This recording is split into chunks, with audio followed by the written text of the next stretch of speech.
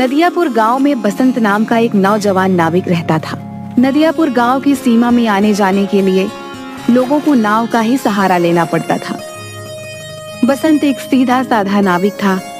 उसके परिवार में उसकी पत्नी और एक बूढ़ी माँ थी।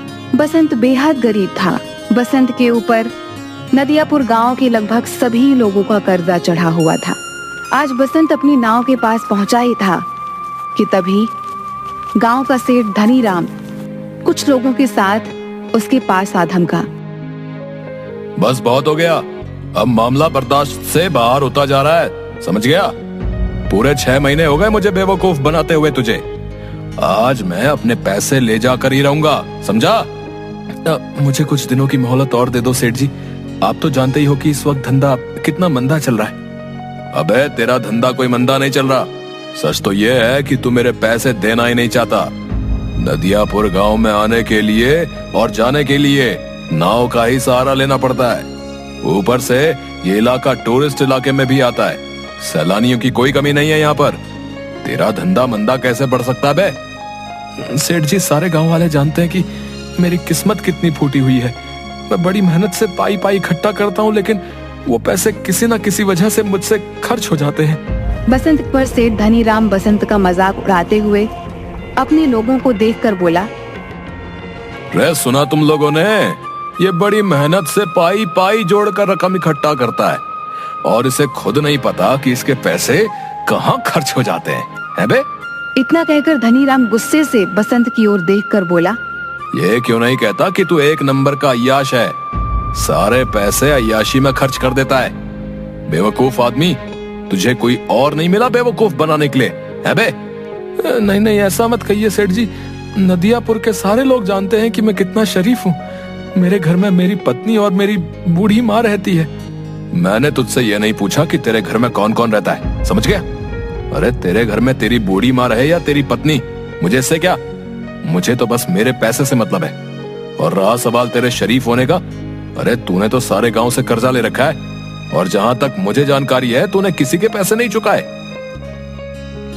मुझे थोड़ी सी मोहलत और दे दीजिए सेठ जी।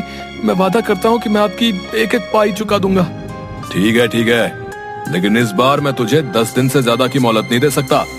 10 दिन के अंदर अंदर अगर मुझे मेरे पैसे नहीं मिले ना, तो मैं तेरा मकान तुझसे छीन कर तुझे धक्के देकर तेरे मकान से बाहर निकाल दूंगा। समझ में आ गई?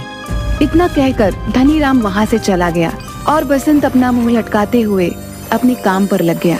शाम को थका हारा बसंत जैसे ही अपने घर पर पहुंचा, उसकी पत्नी बोली। आ गए सेठ जी घर पर? आपके पीछे बहुत सारे मेहमान आपको पूछते हुए आए थे। उन्होंने आपका काफी देर तक इंतजार किया और बेचारे इंतजार करके बहुत थक गए। अभी कुछ देर पहले ही गए हैं। झुमकी, मैं जानता हूँ कि तुम किन की बात कर रही हो। जब तुम सारी बातें जानते ही हो तो फिर उन सबके कर्जे क्यों नहीं चुका देते? तुम अच्छी तरह से जानती हो झुमकी, पिछले कुछ सालों से मेरे साथ क्या हो रहा है। मैं जब भी कुछ पैसे जमा करता हूँ वो किसी न किसी तरह से खर्च हो जाते हैं। पिछली बार माँ का पैर टूट गया था, उसके इलाज में कितने पैसे खर्च हो गए। उसके बाद चोट लगने से तुम्हारी पसली फ्रैक्चर हो गई थी, उसके इलाज पर कितने पैसे खर्च हो गए। मैं तुम्हारी बातों को समझती हूँ, लेकिन गाँव वाले इस बात को नहीं समझते। उन्हें तो बस अपने पैसों से मतलब है और आखिरकार वो तुमसे कब तक पैसे नहीं मांगेंगे। गांव का मुखिया धमकी देकर गया है, अगर तुमने गांव वालों के पैसे नहीं दिए तो वो तुम्हारी नाव छीन लेगा। और सेठ धनीराम मुझे धमकी देकर गया है कि अगर 10 दिन के अंदर मैंने उसके पैसे नहीं दिए तो वो मुझसे मेरा मकान छीन लेगा। मेरी समझ में नहीं आता कि अब मैं क्या करूं। मेरी समझ में नहीं आता, गांव में जितने भी नाविक हैं उन सबकी ऐश की चांदी कर रही है। उन सबके मकान देखे हैं तुमने? ऐसा लगता है जैसे कि वो कोई नाव नहीं बल्कि कोई कंपनी चलाते हो। तुम सारा दिन नदी के किनारे क्या करते रहते हो? कितनी बार कह चुका हूँ झुमकी, टूरिस्ट मेरी नाव में नहीं आते। ये क्यों नहीं कहते कि तुम्हारी नाव में गांव के भूखे नंगे लोग ही आकर बैठते हैं? उनसे तुम्हें कितनी आमदनी होती होगी। तुम अपनी नाव में नदियापुर घूमने आए सैलानियों को क्यों नहीं बिठाते? जितने भी नाविक हैं वो झूठ बोलकर टूरिस्ट को अपनी नाव में बैठाकर सिर्फ उन्हें चूना लगाते हैं और मुझे झूठ बोलना नहीं आता। नहीं चाहिए मुझे हराम की कमाई। अरे सच्चाई के देवता, ये धंधा है। ये क्यों नहीं कहते कि तुम्हें धंधा करना ही नहीं आता? जिसे तुम धंधा कह रही हो मैं उसे अच्छा नहीं समझता। मेरी तो किस्मत ही फूटी हुई है कि मुझे तुम्हारे जैसा पति, बेवकूफ पति मिला। अगर ऐसे ही हाल रहा ना तो वो दिन दूर नहीं कि जिस दिन तुम्हारी नाव भी तुमसे छीन ली जाएगी। उसके बाद मुझे और माँ जी को इस घर से धक्के देकर बाहर निकाल दिया जाएगा। उसके बाद अपने सच्चाई के प्रवचन बाहर बैठकर देते रहना। इतना कहकर झुमकी गुस्से से वहां से चली गई। ऐसे ही 10 दिन गुजर गए। 10वें दिन बसंत नदी के किनारे उदास बैठा हुआ गहरी सोच में डूबा हुआ था कि तभी वहां पर धनीराम फिर से आ पहुंचा। याद है ना बसंत, आज तेरा आखिरी दिन है। अब इससे ज्यादा मैं तुझे और मोहलत नहीं दे सकता भाई। शाम को मैं तेरे घर पर आऊंगा वसूली करने के लिए। मेरे पैसे तैयार रखना, नहीं तो अपना बोरिया बिस्तर समेटकर चुपचाप चले जाना। इतना कहकर धनीराम वहां से चला गया। बसंत अपने आप से बोला, अब क्या होगा? पूरे 10 दिन से मेरी नाव में मुश्किल से 20 मुसाफिर भी नहीं बैठे होंगे। मैं धनीराम के पैसे कहां से दूंगा? अगर मैंने उसे पैसे नहीं दिए तो वो मेरे परिवार को बेइज्जत करके घर से निकाल देगा। मैं कहां जाऊं? क्या करूं? बसंत हसरत भरी निगाहों से और नाविकों को देखने लगा जिनकी नाव पर टूरिस्ट सवार थे।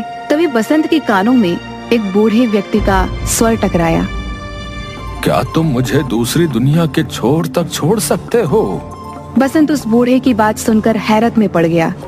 लगता है आपका दिमाग खिसका हुआ है बाबा। ये कैसी बातें कर रहे हैं आप? मेरा कहने का मतलब ये है बेटा, तुम मुझे इस नदी के दूसरे किनारे पर छोड़ देना।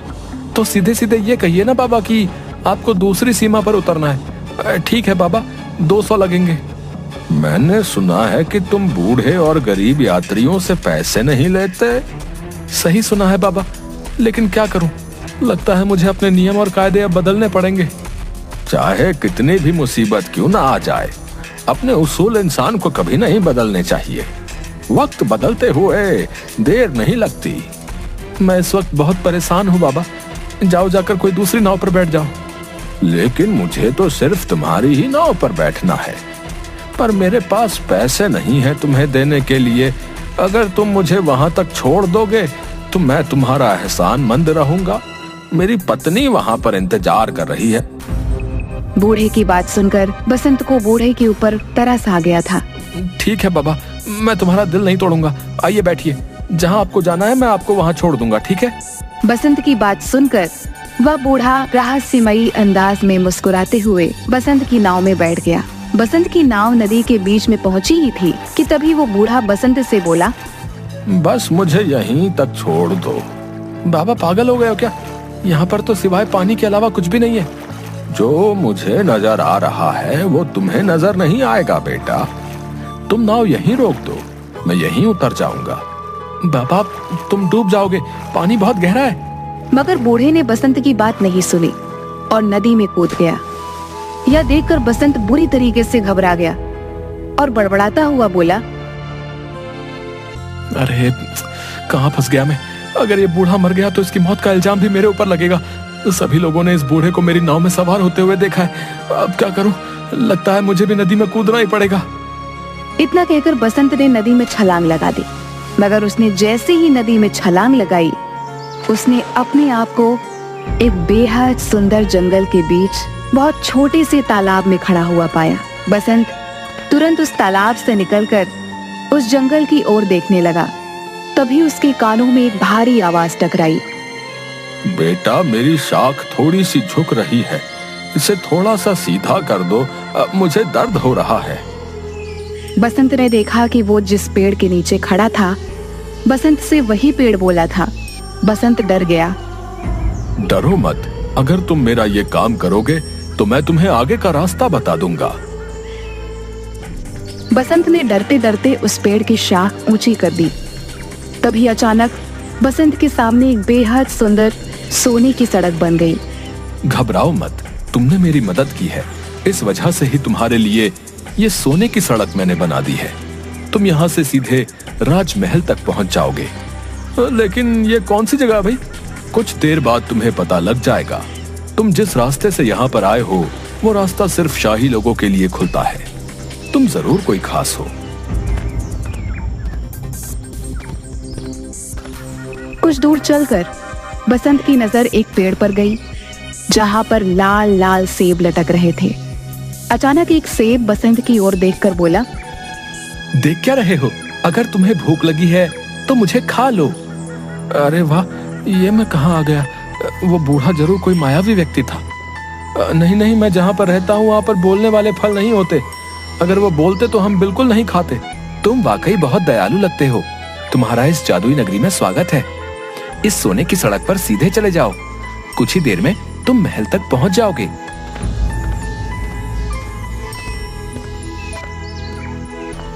कुछ ही देर में बसंत एक आलीशान महल के सामने पहुंच गया। तभी उसके कंधे पर पीछे से किसी ने हाथ रखा। बसंत ने देखा तो सामने वही बूढ़ा खड़ा उसे देखकर मुस्कुरा रहा था। कौन हो तुम और ये कौन सी जगह है? अचानक वह बूढ़ा एक बेहद सुंदर राजकुमार में तब्दील हो गया। ये सारा का सारा राज्य मेरा है। तुम पृथ्वी पर नहीं बल्कि दूसरी एक जादुई दुनिया में हो।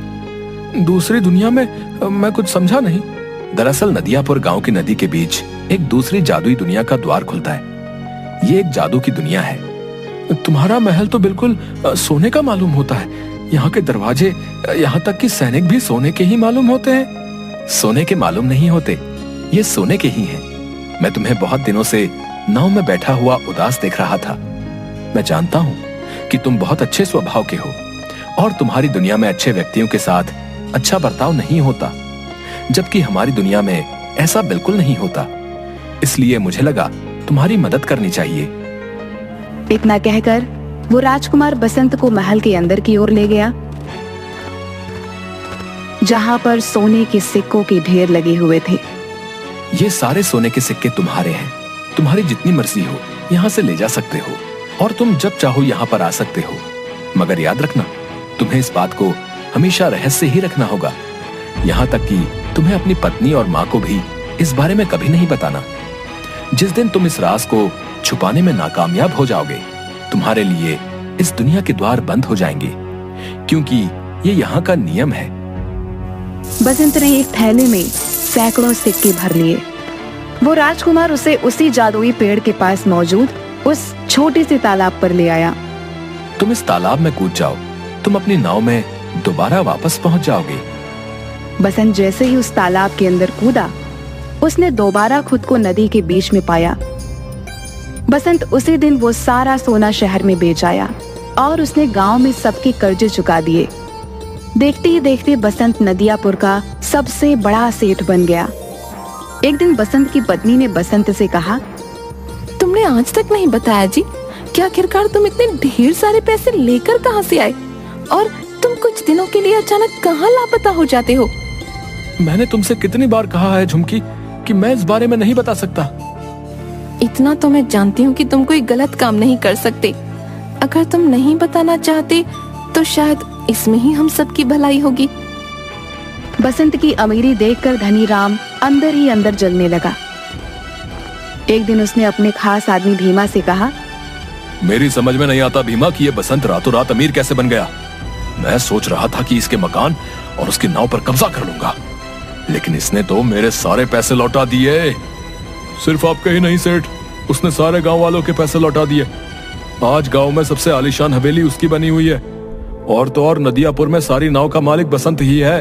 हाँ मुझे पता है, और वो टूरिस्ट से बहुत कम पैसे लेता है, और गांव के लोगों को तो वो मुफ्त में ही नाव में बैठाने का काम करता है। मेरा धंधा भी चौपट हो गया।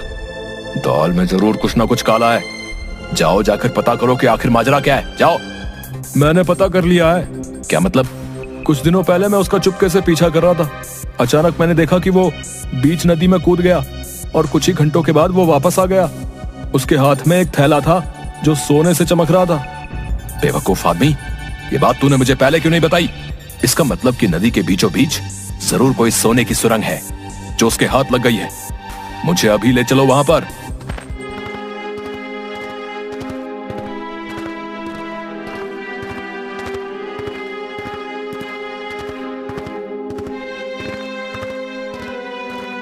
कुछ ही देर में सिर्फ धनी राम और भीमा नदी के बीच पहुंच गए। क्या तुम्हें यकीन है भीमा की बसंत यहीं कूदा था? जी, मैंने उसे ठीक इसी जगह छलांग लगाते हुए देखा था। तो फिर देर किस बात की है भीमा? चलो अब हम दोनों साथ साथ कूदकर उस सोने की सुरंग में पहुंच जाते हैं और सारा का सारा सोना आज ही निकाल लेते हैं। आपने तो मेरे मुंह की बात छीन ली। इतना कहकर वह दोनों नदी में कूद गए। अचानक बहुत तेज एक पानी की लहर आई। भीमा और धनीराम डूबकर मर गए। बसंत ने आज तक उस रहस्यमयी कहानी के बारे में किसी को नहीं बताया था।